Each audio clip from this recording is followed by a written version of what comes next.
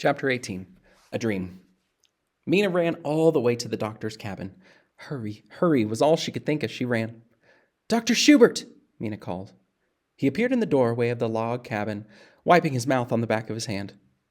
"Please come see my papa. He has a high fever." The doctor was a large, heavy-set man with a full, dark beard. Now, Mina, do not fret. Your papa will be all right. He is a strong man." "But he looks so tired."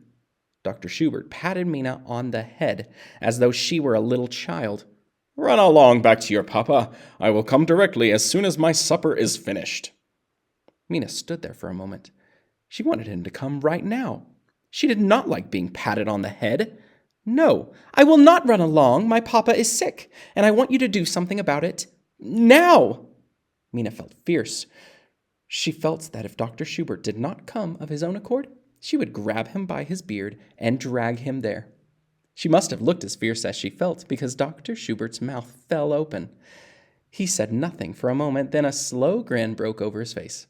"Well, little Fräulein, you have a lot of spirit." Then his face became serious again. "But children do not order grown-ups about." He pulled on his bushy beard. Mina wondered if he knew she thought of grabbing it. "After supper I will come." With that he turned and went back in the cabin. Mina felt helpless and alone. She imagined dragging the doctor, kicking and yelling by his beard down the road. "Children do not order grown-ups about." But instead, she turned and ran toward home. It felt good to run. She hated the doctor. She hated having to depend on him for Papa's life. Outside the cabin, she stopped, took a deep breath, and tried to calm herself. She went in to Papa. His eyes were closed, but they fluttered open as she came close to him. "Dr. Schubert is coming, Papa." Papa said nothing, but patted Mina's hand on the bed beside him. After a while, Dr. Schubert did come. Mina waited outside the cabin while he examined Papa. The sky was growing dark, and Mina wished she could hold back the night. At last, Dr. Schubert came out. "Your papa needs rest, Mina, and you must keep a wet pack on his forehead to cool his fever." "Very well." Mina looked into the doctor's face, searching for an answer to the question in her mind. Will Papa get well? But she was afraid to ask him. "I will come back tomorrow to see how he is doing." And with that, Dr. Schubert walked off to the road, leaving Mina alone to care for Papa during the long night. She hurried back into the cabin. The only light was a candle beside his bed. Papa's eyes were closed. Mina dampened a cloth, folded it, and placed it gently across his forehead. She saw that a rash had broken out on his face and neck. What can be wrong with Papa? Mina wondered. That night she sat by Papa's bed without sleeping. His breathing was shallow and rapid. He groaned and tossed from side to side, throwing off the wet pack. So Mina hurried to wet it again and put it back on his forehead. Suddenly, Papa sat bolt upright, his eyes wide open. Männchen! He exclaimed, and held out his arms before him. "Papa!" Mina held him by the shoulders and tried to get him to lie down. Papa looked at her, but did not seem to see her. At last he slumped back on the pillow. He mumbled some more words, but Mina could not understand. The candle was burning low now, and there were no more in the cabin.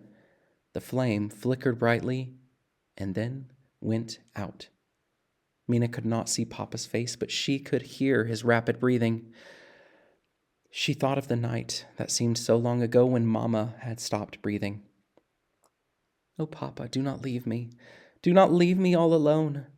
Saying those words released the sobs Mina had held back. "Papa, Papa, do not leave me," she repeated over and over again. Then falling on her knees, she cried out, "Please, God, help Papa. Do not let him die."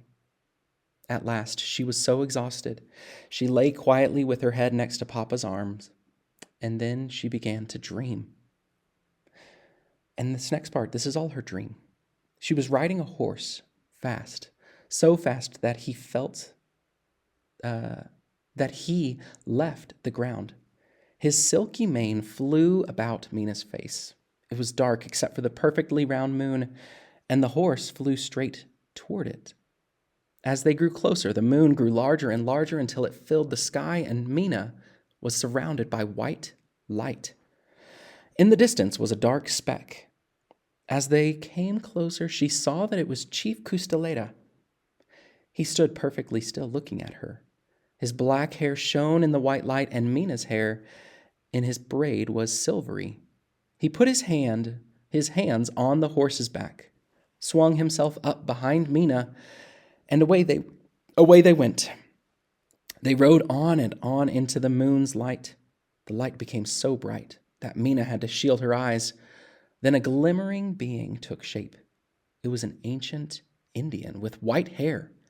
"Can you help my papa?" Mina asked. The Indian nodded his head. There was a moaning sound, and Mina awoke. It was morning. She lifted her head from Papa's bed and heard him moan again. He was still burning with fever, but now Mina knew what she must do. Dreams were not to be ignored.